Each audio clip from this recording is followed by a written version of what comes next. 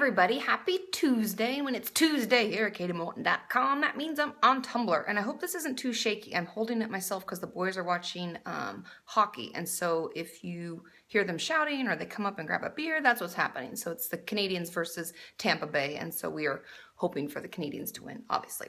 So I'm on Tumblr and I have 2 questions I'm going to answer as well as a journal topic. So let's get started before my arm gets tired. Okay, first question. Hey Katie, is it possible that if you've been depressed for a long time that you don't remember what you may have previously enjoyed and lost interest in? I do go to events, but I don't know if I ever really want to or if I just know that I should. I don't dislike doing them, but I don't feel like I'm particularly getting anything from it enjoyment-wise. I think I felt the same way about my uni course compared to my classmates who always seem so passionate. What if I am mostly a facade? Now, I'm going to talk about this because of 2 things, and that's the cat jumping around, sorry. First thing is, if we're not enjoying anything, it may be just the depression now.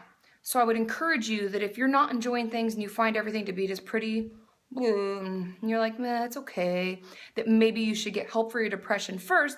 And then when we're working on that and we're starting to feel better, then we can try new things, because it is very common for us to be depressed for so long that we forget what we actually enjoyed. And that cat is going to chat for a while, so just let him go. He's crazy.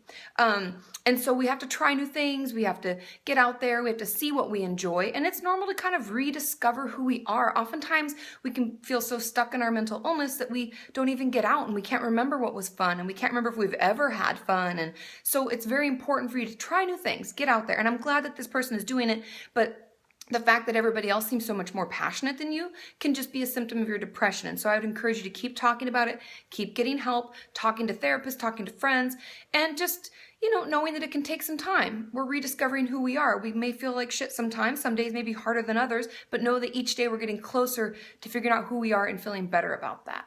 Okay? And if any of you have tips and tricks about things that have helped you with your depression and figuring out what things you like and what really you're passionate about, let us know below, because there may be some things I'm not thinking of or things that are really, were surprising that they helped you. Okay?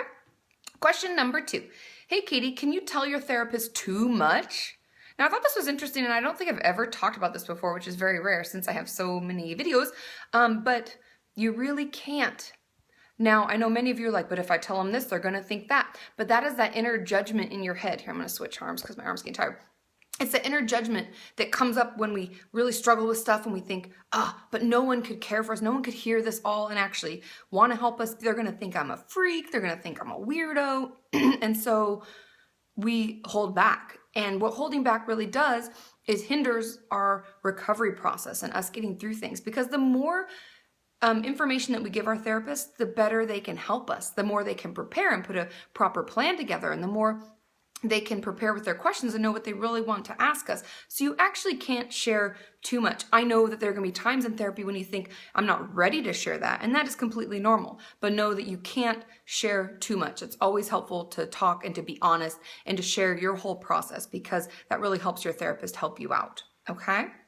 Now, the journal topic today says, let me switch hands again. Sorry, I'm not good with this. Sean usually films these, or I have mine on my little tripod, which I left at home on accident. Okay. Journal topic, possibility. Definitely a possibility.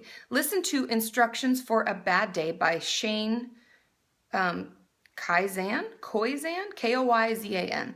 I can relate and take messages away from this poem if I'm having a good day or bad. It's a very inspirational poem, and I listen to it all the time. I think it can speak for bad days or bad years, but not just one day. And I think I'm letting go and just letting ourselves reach out when we need to. It's important when we're feeling low. Anyways, I hope it's okay. I hope that you like it. It's just so amazing that I had to share. And so I really wanted to share that Instructions for a Bad Day by, and I'll spell it because I don't know if I'm saying it right, S-H-A-Y-N-E, last name, K-O-Y-Z-A-N. And I'll put that below so you can look it up and you can read it for yourself, because sometimes it can be good to even print these things out, put them in our wallets or our purses, like I was talking in my DBT video. So then we have something with us that's like tangible that we can read when we're having a bad day or really struggling and help keep us motivated.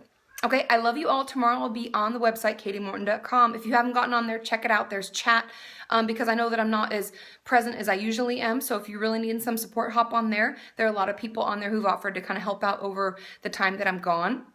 And then I'll also be on YouTube. So ask your questions below today's video, and I'll be on there answering them. Love you all. Talk to you soon. Bye.